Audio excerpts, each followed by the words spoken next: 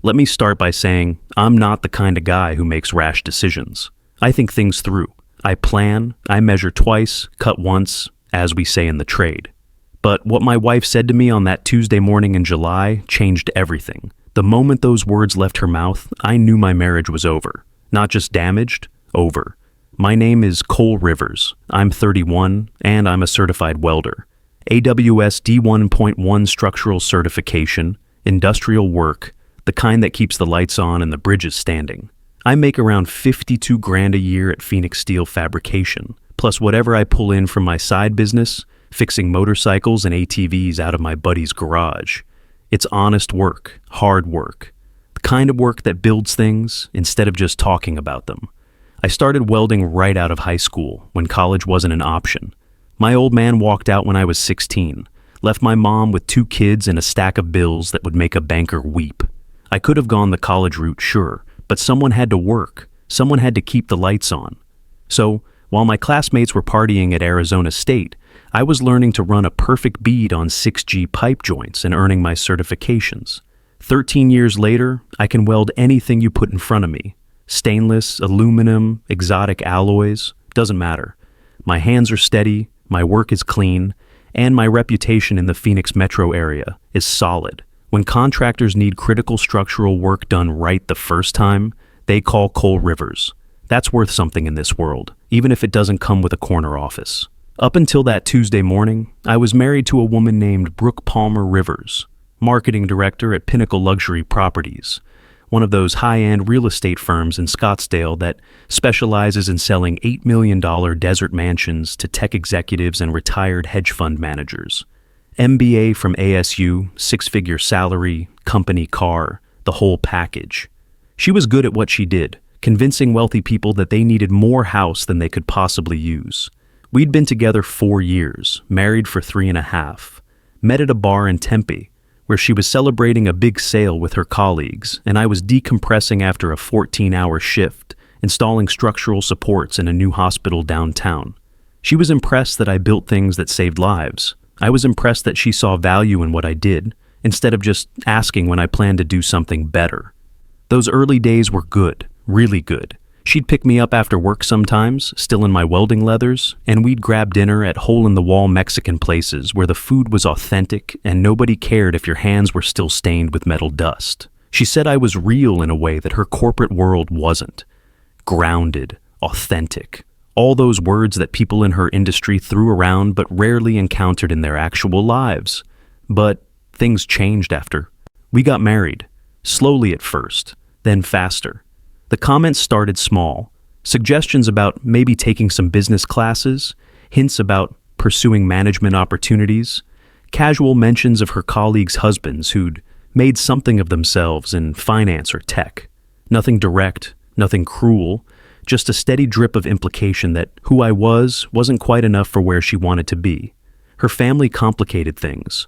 Wade and Rose Palmer lived in one of those sprawling Scottsdale estates that looked like it belonged on a magazine cover.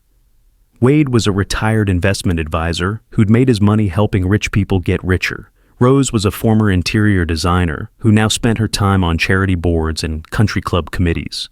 They were polite to me, always polite, but I could see the calculations behind their eyes. Their daughter had an MBA and a corner office. I had calloused hands and steel-toed boots. I tried to bridge that gap. Lord knows I tried. I showed up early to family gatherings and helped Wade with his endless home improvement projects. I brought thoughtful gifts and remembered birthdays. I was unfailingly respectful and genuinely interested in their lives. I thought if I could just prove my worth through actions, the rest would follow. Some days it felt like it was working. Wade would ask my opinion on structural modifications to his deck, or whether a contractor was giving him a fair quote on foundation work. Rose would text me directly about restaurants she thought I'd enjoy, or books she figured I might like. I started to believe I'd earned my place at their table. But that Tuesday morning in July shattered every assumption I'd made about our marriage. I was sitting at our kitchen table in our East Phoenix apartment, eating cereal before my shift. Nothing fancy. We rented a 2-bedroom place near the 51, close enough to my work that I could bike when the weather cooperated. Brooke was across from me with her coffee and what she called a power breakfast. Some kind of acai bowl that cost more than my lunch and probably had fewer calories than a decent sandwich. She had her phone out, which wasn't unusual. Brooke was always connected, always managing her professional image on LinkedIn and Instagram, always responding to client emails and industry newsletters. What was unusual was the way she was scrolling, slow, deliberate, with this little smile I'd never seen before, the kind of smile that suggested secrets. I glanced over and saw it, the unmistakable interface of a dating app. Multiple photos of men, ages, distances, brief descriptions of careers and interests. She was swiping through them like she was shopping for a new car, evaluating options with careful consideration. "Babe," I said, keeping my voice level. "What's that on your phone?" She didn't even look up. "Just browsing." "Browsing what?" That's when she looked at me with this expression I'd never seen before. Part defiant, part excited, like she'd been waiting for this moment. "Bumble, I'm exploring my options." I set down my spoon very carefully. The kitchen suddenly felt too small, too bright. "Exploring your options." "Don't be dramatic, Cole. It's just research. Market research." "Market research for what?" She shrugged, taking another sip of her coffee. "To see what's out there, what I could have if I wanted it." 4 years. 4 years of me busting my ass to prove I was worthy of the Palmer family approval. 4 years of enduring her friends' condescending questions about my career prospects. 4 years of her father Wade's not-so-subtle comments about ambition and drive. And here she was, sitting across from me, casually shopping for my replacement while I ate breakfast. "So, what you're telling me," I said, my voice eerily calm, "is that you're actively looking for someone else while we're married." "I'm not looking for someone else. I'm just keeping my options open, making sure I'm not settling." Settling. There it was. The word that explained everything about our relationship. I wasn't her choice. I was her compromise. Her safety net, while she figured out what she really wanted. I stood up from the table. "Thank you for being honest. Where are you going? You haven't finished your cereal." "To work, like I do every day, to support the life that apparently isn't good enough for you." I grabbed my lunchbox, my hard hat, and walked out. But I didn't go to work, not right away. I sat in my truck in the parking lot of our complex and did something I'd never done before in my entire life. I made a plan, a real plan. The kind of methodical step-by-step plan you use when you're building something that has to last. See, when you work with steel, you learn that everything has to be precise. One bad weld can bring down an entire structure. One miscalculation can cost lives. You don't just grab your torch and start burning. You measure, you calculate, you prepare, you execute with surgical precision. My marriage was about to become the most important project I'd ever worked on. And for the first time in 4 years, I was going to approach it like the skilled tradesman I was, instead of the apologetic charity case I'd been pretending to be. Phase 1 was simple: document everything. I drove to the Verizon store on Thomas Road and explained my situation to a sympathetic manager named Linda. Turned out my name was on our family plan account, which gave me legal access to phone records. Amazing what you can learn when you actually know your rights instead of assuming you don't have any. Linda printed out 6 months of call logs, text message records, and data usage reports. "Whatever's going on," she said, handing me the thick manila folder, "I hope you get the truth you're looking for." I took that folder to a Starbucks and spread it out like a construction blueprint. Brooke's phone activity told a story I'd been too trusting to read. Dating app downloads going back 3 months, text messages to numbers I didn't recognize, late night calls that lasted hours, always when I was working overtime shifts or out in Jared's garage fixing bikes. The pattern was clear and devastating. This wasn't some recent impulse or moment of weakness. This was a sustained campaign of infidelity that had been going on for a quarter of our marriage. But phone records were just the beginning. I needed visual evidence, screenshots, conversations that would be impossible to deny or explain away. Phase 2 required patience and acting skills I didn't know I possessed. That evening, I came home like nothing had happened, made dinner, asked about her day, watched Netflix on the couch. The whole time, I was watching her phone habits with the attention to detail I usually reserve for checking weld penetration on critical joints. She was careful, but not careful enough. Kept her phone face down during dinner, took it with her to the bathroom, smiled at messages she thought I couldn't see. Each behavior was a tell, a crack in the facade that revealed the rot underneath. Over the next week, I became a student of my own wife's deception. I memorized her patterns, her timing, her methods. She was methodical about her infidelity, which meant I needed to be even more methodical about exposing it. The breakthrough came on a Saturday morning. Brooke was in the shower, and she'd left her phone charging on the kitchen counter. I had maybe 10 minutes before she finished her routine. I didn't need to crack her passcode. I'd watched her enter it dozens of times over the years. Muscle memory guided my fingers to 0815, her birthday. The phone unlocked immediately. What I found was worse than I'd imagined. She wasn't just browsing dating apps. She was actively dating. Multiple conversations with different men, all at various stages of development. She'd already met 2 of them for coffee. Had dinner with one last Tuesday when she'd told me she was working late on a client presentation. But it was her conversation with someone called Arizona realtor Mike that really drove the knife home.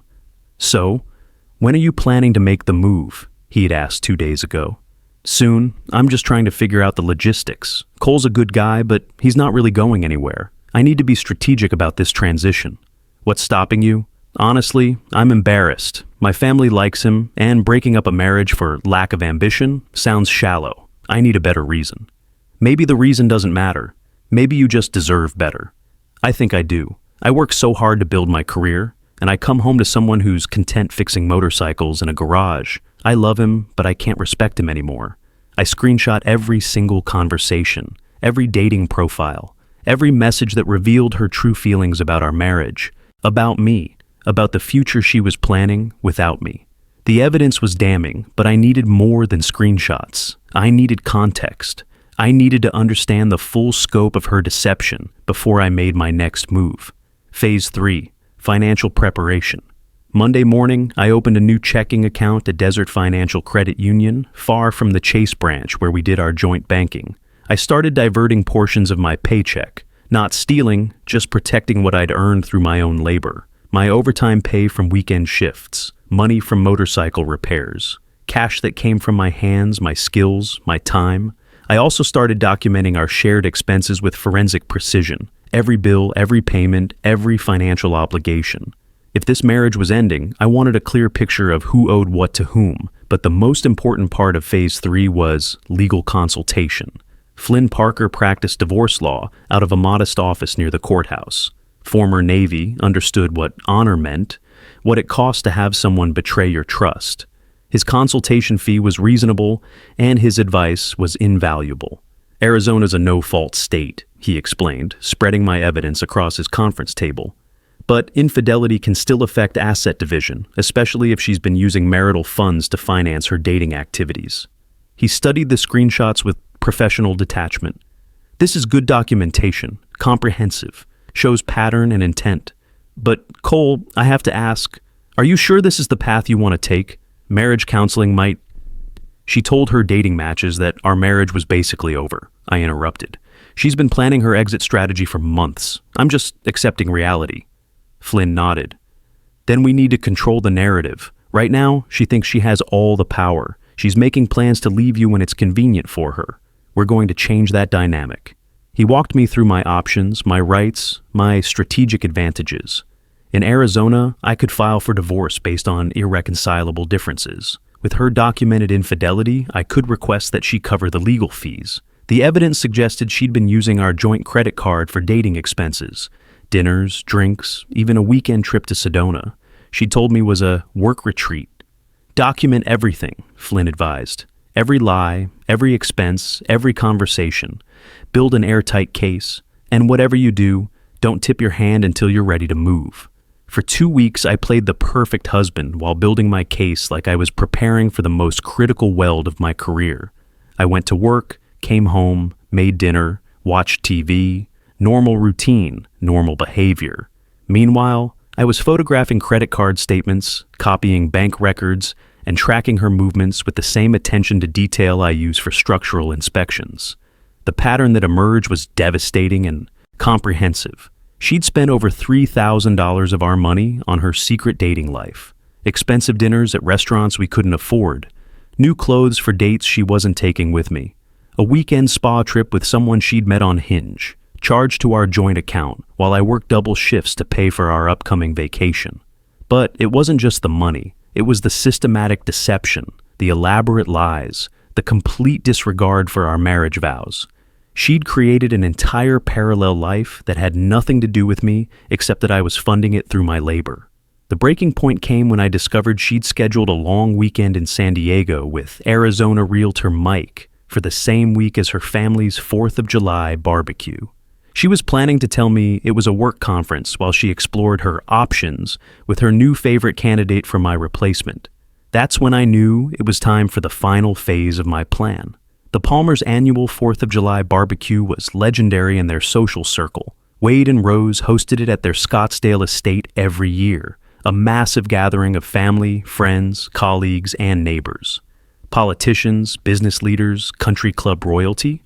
The kind of event where Brooke could showcase her professional success and social connections. It was also the perfect venue for maximum impact. I spent that morning helping Wade set up the grills, just like always.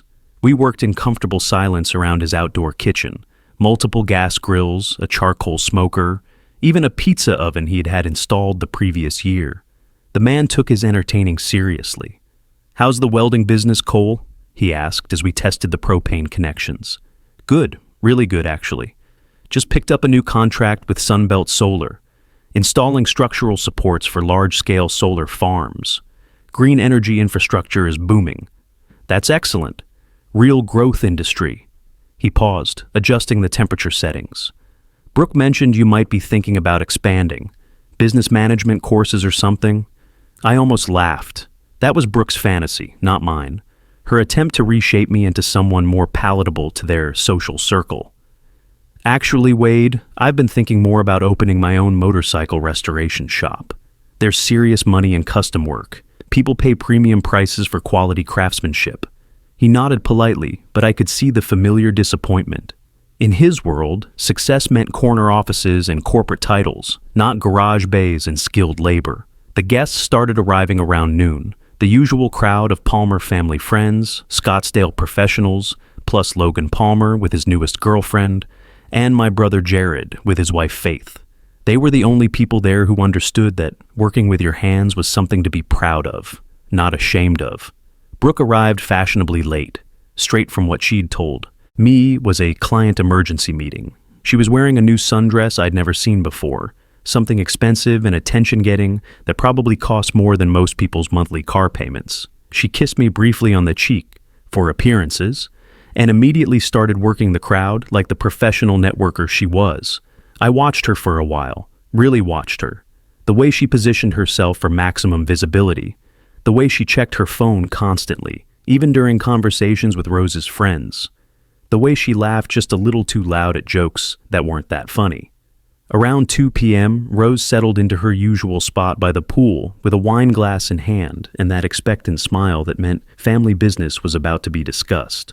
"So," she said, her voice carrying across the patio with practiced ease, "when are you two going to give us some grandchildren? Logan's been dragging his feet with every girlfriend he brings home, so we're really counting on you." I felt Brooke tense beside me like a steel cable under load. This was the conversation she'd been dreading for months, the one that made our temporary situation feel uncomfortably permanent. I'd heard her practicing deflection strategies in the mirror, rehearsing ways to buy herself more time. "Oh, Mom," Brooke said with that forced laugh she used during difficult client presentations. "We're not really in a rush. My career is really taking off right now. The luxury market is booming, and I'm positioned for a promotion to regional director, maybe in a few years when things settle down." "A few years?"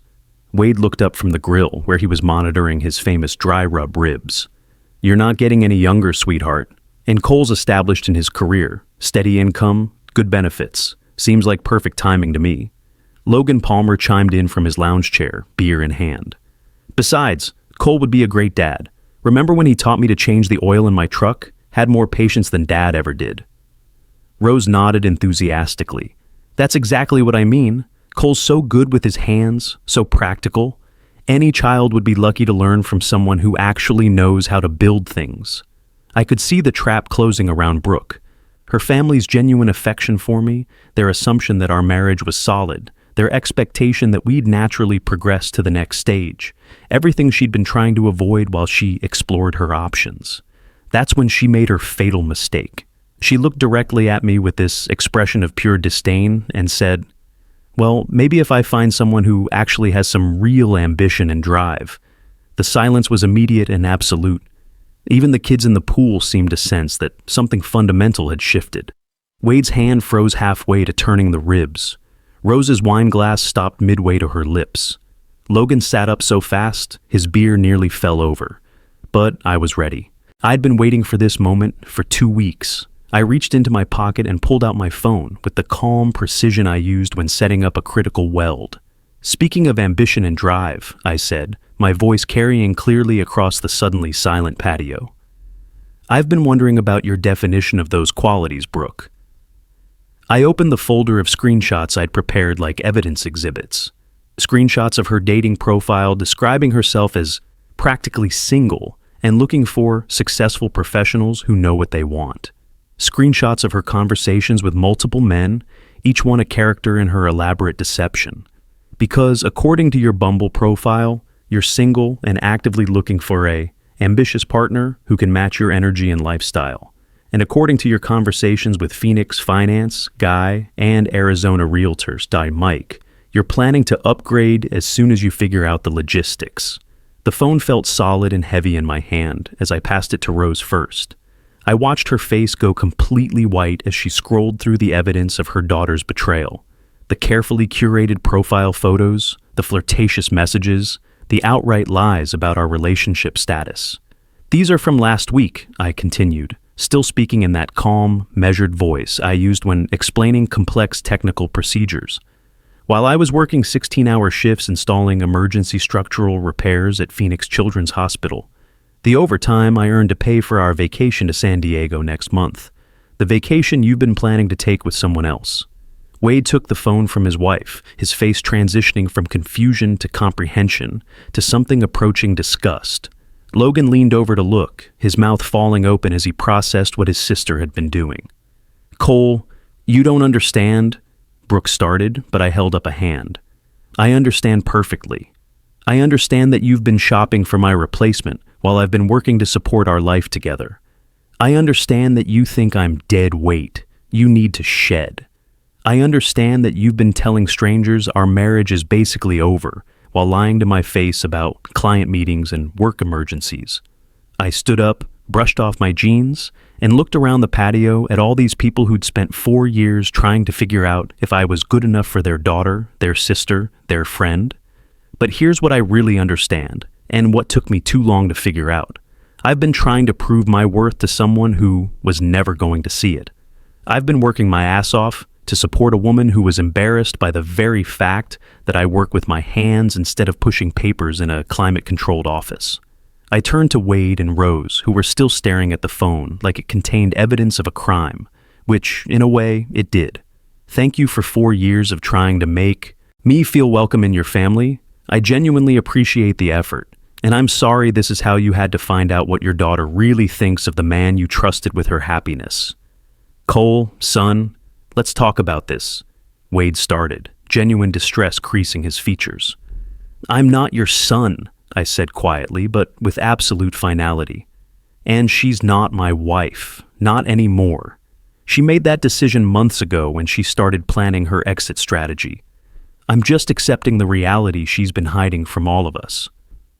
I walked through the house, past the family photos that included our wedding picture from 3 years ago, past the kitchen where I'd helped prepare countless holiday meals, and out the front door. Behind me, I could hear Rose's voice, sharp with anger, and Logan saying, "Jesus, Brooke, what the hell is wrong with you?" But I didn't look back. Brooke caught up with me in the circular driveway, her heels clicking against the decorative stone pavement. "This is insane! You're ruining everything over a stupid app." I stopped beside my truck, keys already in hand. "I'm not ruining anything. You ruined it 3 months ago when you decided our marriage wasn't worth your loyalty. Everyone browses dating apps. It doesn't mean anything. Then explain the dinner you had with Phoenix Finance, Guy last Tuesday, the one you paid for with our joint credit card while telling me you were working late." Her mouth opened and closed like she was trying to form words that wouldn't come. Caught in a lie she couldn't explain away. I already filed the paperwork, I continued, opening my truck door. Flynn Parker is handling it. You'll be served tomorrow at your office. You filed for divorce? Without even talking to me? You filed for divorce the day you created that profile. You just didn't have the courtesy to tell me about it. I climbed into my truck and backed out of that driveway carefully, professionally, with the same attention to safety I brought to every job site. In my rearview mirror, I watched Brooke standing there in her expensive sundress, looking lost and angry and caught. The next few weeks were a masterclass in strategic execution. Flynn had prepared me well. The evidence was overwhelming, the case was airtight, and Brooke's attempts to explain away her behavior only made things worse. She tried everything: anger, tears, bargaining, threats. Her family was devastated, especially Rose, who called me repeatedly to apologize for her daughter's actions. I don't understand how we raised her to think this was acceptable, Rose said during one of our conversations. Wade and I have been married 38 years. We've had our share of difficulties, but I would never ever betray him like this. Maybe that's the difference between your generation and ours, I replied. You understood that marriage was work, that respect wasn't optional. The divorce proceedings moved quickly. Arizona's community property laws were straightforward, and Brooke's documented infidelity eliminated any question about fault. She kept her career, her apartment lease, and her dating apps. I kept my tools, my truck, and my self-respect. But the real victory came 3 months later. I'd been planning it even before the divorce was finalized. Using the money I'd saved from my side business, plus a small business loan backed by my spotless credit and proven income history, I leased a shop space in Ahwatukee, not far from where Jared lived with his family. Rivers Custom Motorcycles opened on a Saturday in October. Word spread fast in the riding community. Cole Rivers did clean work, fair prices, and guaranteed everything he touched. My first customer was a Phoenix police sergeant who'd heard about my reputation from a contractor friend. His 1978 Harley Sportster had been sitting in pieces in his garage for 5 years, waiting for someone skilled enough to resurrect it. I spent 3 weeks on that bike, rebuilding the engine, rewiring the electrical system, fabricating custom brackets, and applying a paint job that looked like liquid metal. When he picked it up, he stood there for 10 minutes just staring at it. "This is artwork," he said, running his hands over the tank. "This isn't just a repair, it's a restoration." That bike became my walking advertisement. Every weekend ride, every motorcycle event, people asked who'd done the work. Within 6 months, I had more business than I could handle solo. I hired my first employee, a young kid fresh out of trade school who reminded me of myself at 18, eager to learn and willing to work. The financial success was satisfying, but it wasn't the real victory. The real victory was respect. Riders paying premium prices for quality work. Fellow tradesmen referring their friends because they knew Rivers Custom meant excellence. Building something with my own hands that nobody could take away from me. A year after the divorce, Wade Palmer stopped by the shop. I was working on a custom exhaust system for a vintage Indian Scout when I heard his voice behind me. "Quite an operation you've built here, Cole." I turned off my torch and lifted my welding helmet. "Wade, what brings you to this side of town?"